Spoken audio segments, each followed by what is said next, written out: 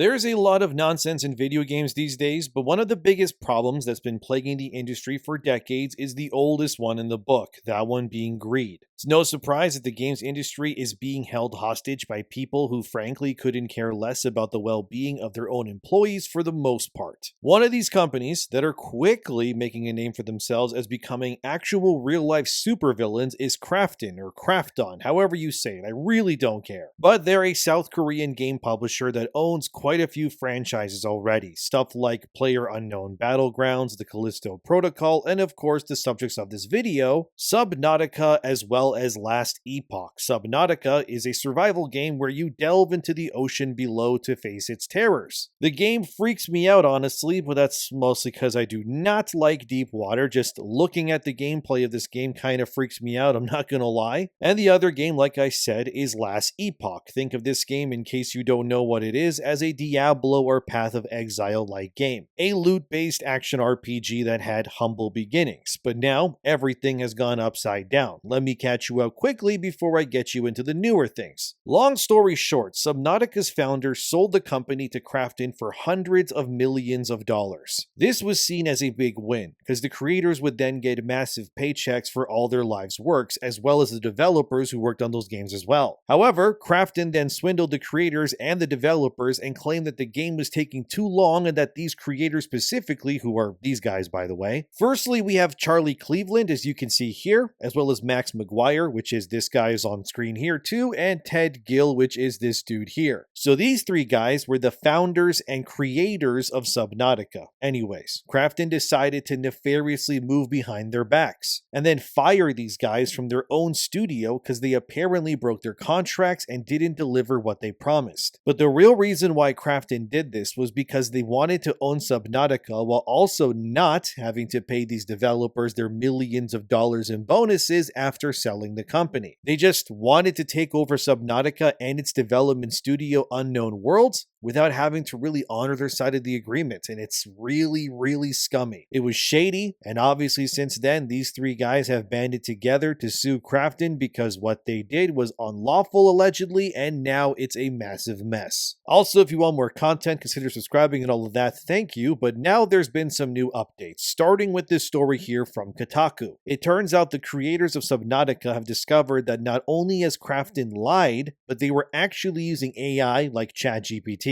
to figure out how to avoid paying these guys their money, and I'm not kidding. The actual bonus meant to be split between these three founders, by the way, was an eye-watering $250 million bonus, which was promised to these guys when Krafton bought Unknown Worlds and the Subnautica IP. At one point during this legal proceeding, the Subnautica founders published this, which reads, Krafton terminated the founders and seized control of Unknown Worlds in order to avoid the earnout, reads the group's latest filing. Smoking gun documents show that Krafton was looking for ways to cancel the earnout and that its secret Project X was designed to either make a deal on the earnout or execute a takeover. When the founders would not agree to Krafton's demands related to the earnout, Krafton decided a takeover would be the easier route. What's crazier is that somehow the Subnautica founders got actual receipts of the CEO of Krafton, whose name is Kim Chang-han, and the head of global operations, whose name is Richard Yoon, speaking with each other, I guess through email or something. Like, I have no idea how they got this in the first place, so don't even ask me. But they somehow found it and then posted this in their legal document, that these transcripts of what the CEO of Krafton and the head of global operations said about cutting out the Subnautica founders to keep their money before,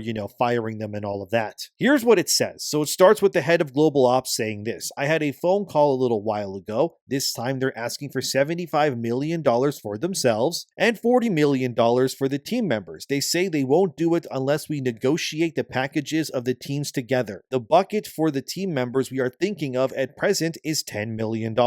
It might be easier to just take over, and the CEO then says, set a date and send a letter if you need to send it in advance. So this bombshell was used in court against the Krafton higher-ups, which irrefutably confirms that they deliberately did work behind the scenes to ruin given the Subnautica founders and the development teams pay bonuses to keep that money for themselves. Like, that cannot be that is 100% confirmed now, dude. And at one point, the new filings also claimed that Krafton believed that they overpaid for Unknown Worlds and, Subnautica, and instead used ChatGPT, an AI bot obviously, to then figure out ways to circumvent the payouts to just keep it for themselves. As it says here in another transcript from Krafton, it seems to be highly likely that the earnout will still be paid if the sales goal is achieved regardless of the dismissal with cause, the new filing reads. Kim turned to artificial intelligence to help him brainstorm ways to avoid paying the earnout. ChatGPT likewise advised that it would be difficult to cancel the earnout. The co-founders claim Krafton refused to produce the ChatGPT conversations and, when pressed, confirmed that they no longer exist. That is not good, but also as seen here. Krafton then claims that the founders also destroyed their own evidence of also using ChatGPT. Therefore, they cannot be legally liable for also using the same AI systems to help their case either. Yeah, I know, this is a mess, guys. But according to those documents, as you can see in this really big paragraph, which I will paraphrase, Krafton was throwing anything they could think of in order to win this lawsuit, and they even accused the founders of Unknown Worlds that they apparently stole key data before leaving the company, and that the co-founders, however, clapped back, saying that Krafton was aware of anything they did and they know that no info was taken at all, and they're just basically accusing them because they're desperate. They also even accused Krafton of deliberately sabotaging the release of Subnautica 2 on purpose without telling even the founders of the game itself, which they did do. They were instead hoping to pull the rug from underneath them without really warning, in hopes of ruining the positive momentum of the game that it had,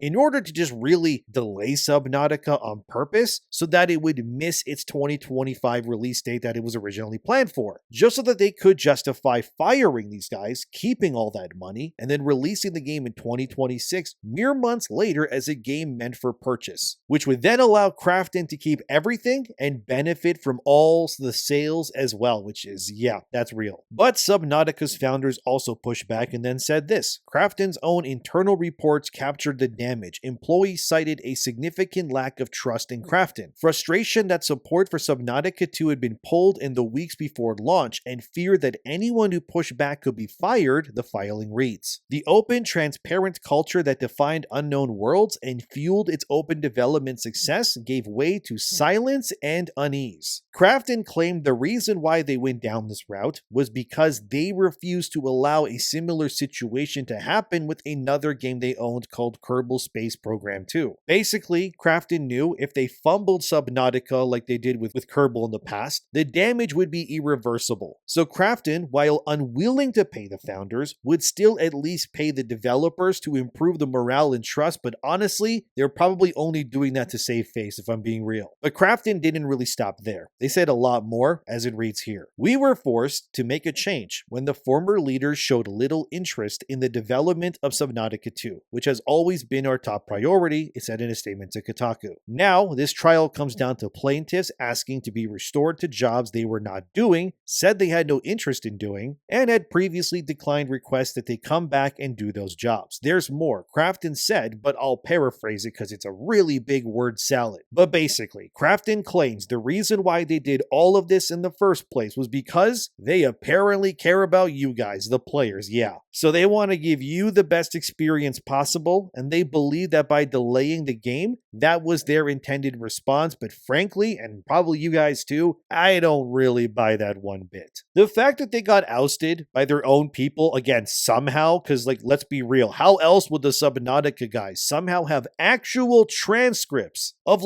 private conversations between the people at the top of the company? We're talking about the literal CEO and the head of global operations, guys. That doesn't just leak randomly, right? It's pretty obvious that Krafton has a leak in their roof there, and they are just unwilling to see it, or they just don't know. Instead, they're kind of just getting bamboozled by their own people here, and honestly, yeah, it kind of makes sense to me why. Because you can't be doing these things and thinking that it's okay. You bought up a whole company, you promised things in contracts, and then you asked your AI buddies of all things to help you out and then swindle the release to self-sabotage it on purpose to keep your hundreds of millions of dollars. There's no no way this doesn't come across as anything but shady and gross. Like, there's no two ways about it, really. But Krafton clearly wants to remove the human element before long anyways. And I mean, they kind of proved that themselves just in October this year. Look at this from GameIndustry.biz. Krafton has already reorganized the company to become AI first above all else. Here's exactly what Krafton said about it. Krafton is prioritizing AI as a central and primary means of problem solving and fostering change in individuals and organizations, increasing company-wide productivity and accelerating mid to long-term corporate value growth. They are also investing $69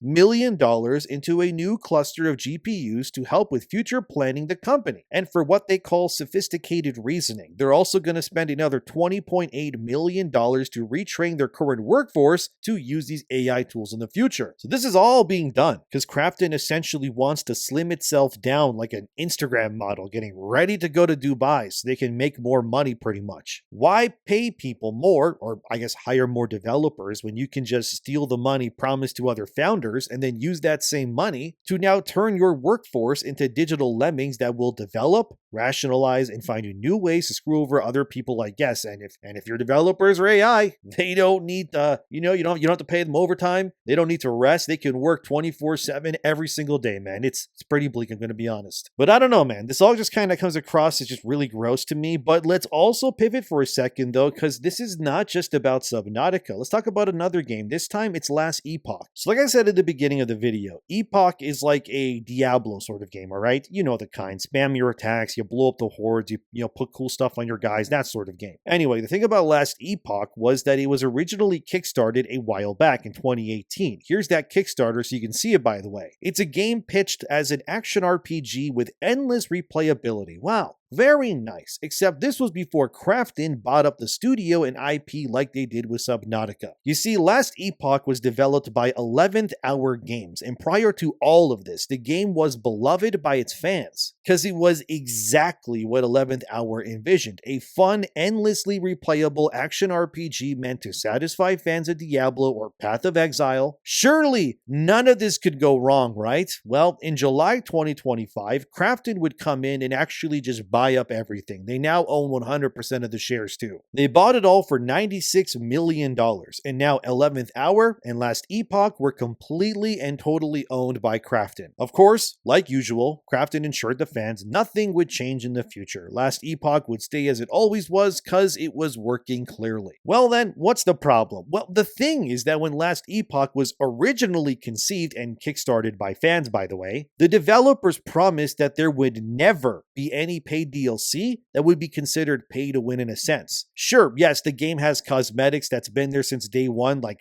pretty much any other game with live service elements, but as long as you bought Last Epoch, you would have the complete experience and be on a leveled playing field with anyone else in the game, no matter what. Thankfully, despite Krafton buying them, their new expansion for this game, which is called Oribus, will also be free to all players who still bought the game. However, there has now been a big change. You see, Last Epoch won't be charging for the expansion, but they will be charging for what is being called now Paradox classes. As PC Gamer reported here, basically, if new classes are getting added to Last Epoch like they're doing right now, these will now cost players additional money to use those classes. And those who don't pay extra will not have access to these new classes with their power sets and unique abilities. Meaning now that a game that promised itself to be on a leveled playing field with a single purchase apparently, was now no longer going to keep that promise. Instead now, sure, you can play the expansion, but other players will be better than you if they pay extra for these Paradox classes. Of course, 11th Hour tried to dissuade this narrative, saying that the new classes wouldn't necessarily be stronger than what's already been provided. But since they're owned by Krafton now, this is, well, heavily debatable, because if the classes were not better than what's already available, there would be no need to sell them separately. The only logical reason is to showcase how powerful these new classes are, and then rope people in so they have, the fear of missing out, and then they, of course, buy into it. The thing about Last Epoch is that the game currently, as of this video anyways, series doesn't have any PvP modes. For now, it's PvE only. However, players are still review bombing the game either way. Because this just sounds like Diablo 4's problems all over again, since when that game had its first expansion, the new class that they added there was also ridiculously overpowered, and was of course only available if you bought the expansion, of course. But in Last Epoch's case, the justification for why this new class is paid and not included for free is, according to the devs, this new class, which isn't named yet, works on systems, according to them, that are new to Last Epoch and functions in no way similar to anything else available right now in the game. But like I said, they didn't give any details on what exactly any of that even means. They also didn't even include a price point for this Paradox class either. Because let's be real, probably once they announce the price for it, people will get even more mad. But it's more so a problem because, well, they lied to their players. They promised nothing would ever be pay-gated besides cosmetics, and yet here they are placing a whole new class behind a paywall. It's about the principle more than anything else here. It makes total sense why people are really upset. And it doesn't surprise me that this shift to paywalling content in a game that said it would never do that coincidentally did so when Krafton of all things came in and then bought them up for almost $100 million. Proving yet again that this decision was very likely not 11th Hour's choice, but something pushed onto them by their new leadership. The same leadership that, like I showed you already, is also trying to ruin Subnautica's founders' pay bonuses and turn their entire company into an AI-first, whatever, I guess. I don't even know anymore, dude. But none of that sounds good. But this is Krafton for you. Sure, right now Last Epoch is PvE only, but if they ever do add PvP in the future, this controversial change of now paying for classes will really only get worse. If you want an example of how bad this can go, look at how poorly the reception was when Blizzard tried to make people pay extra for new characters in Overwatch. It almost made that game shut down because it was so anti-consumer, and if Krafton is willing to push this onto players so quickly, after acquiring Last Epoch, I mean, what's next? Surely they'll make more items paid for only in the future? Who knows, maybe you'll have faster mounts maybe that'll cost more money, or they'll sell experience boosters and more too. Anything to really nickel and dime and get their money back on their purchase. They'll probably even ask ChatGPT what they can get away with too. That really wouldn't be surprising to me either. As seen here, 11th Hour's developers assured players that their design philosophy hasn't changed one bit, which is likely true. But what has changed is that Krafton now owns you, and they can change how the monetization works because, again, they have 100% of the shares now. They can do really anything they want with this game, and with Last Epoch gearing up to release on PlayStation 5 in the future, I can really only imagine what further predatory practices Krafton will cook up in the meantime. Despite all of this, fans, like I said, are review bombing the game on Steam. It's dropped from very positive to now mixed in a short time since this Paradox nonsense was first announced. And I did really want to bring up the story here because honestly, I just don't see enough people talking about it right now, and this is really bad, guys. It really can't be normalized. These companies are objectively cannibalizing their own franchises in the name of short-term profits and greed. And it's kind of crazy how fast things can change, considering if you go to Last Epoch's Kickstarter page, which launched in 2018, like I said, they have this part where they flat out lied to their own consumer base. Let me read it for you. The only form of real money microtransactions Last Epoch will ever have are cosmetic. Our currency for such is even named cosmetic points to emphasize this point. We will continually add in new exciting armor skins, skill effects, companion pets, and whatever else we dream up that can make your character visually more awesome and unique. No experience speed items, stat boost items, character boosts, or any other source of player power will be purchasable with real money. We do not believe in pay-to-win models. And now, that statement is a lie, and objectively is false advertising giving what we have now. It sucks to see, but this is kind of what big companies always do. And if you ask me, usually when games add things like this that break player trust, it's only because they want to capitalize on the whales within these games. Whales, by the way, are the people that pay the most for cosmetics and stuff. But anyways, Last Epoch's numbers on Steam, by the way, they're also not really good currently either. They're somewhere in the low thousands, so likely Krafton is trying to milk as much cash as they possibly can from those whales of the game to now make up the difference. But this really will only make make player loyalty worse in the long run for short gains, but I don't know if Krafton really cares either way. They just want their money. That's pretty much it. It's just so bleak, dude. But circling this all the way back to the beginning, as you can see, like usual, greed is just destroying everything. If it isn't, paid power classes, it's CEOs using AI to figure out how to not pay creators for their works. None of this is okay. Krafton is definitely speedrunning themselves into becoming an actual supervillain company in record time. And if they're willing to destroy their goodwill for profits, how can I believe that they have the player's best interests in mind when they so clearly do not? If you buy Subnautica now, you're just going to be lining Krafton's pockets, and it seems with Last Epoch, the old truth just keeps coming true, which is that these companies do not care about you and only see you as walking flesh wallets. I guess we'll see what happens in the future. But it's still exciting at least that Subnautica's developers are pushing back the way that they have already, and I do hope that Krafton loses their lawsuit and just ends up owning those founders and the developers even more money, because this can't be normalized. But thank you for watching, subscribe, let me know what you think as always too, and take care.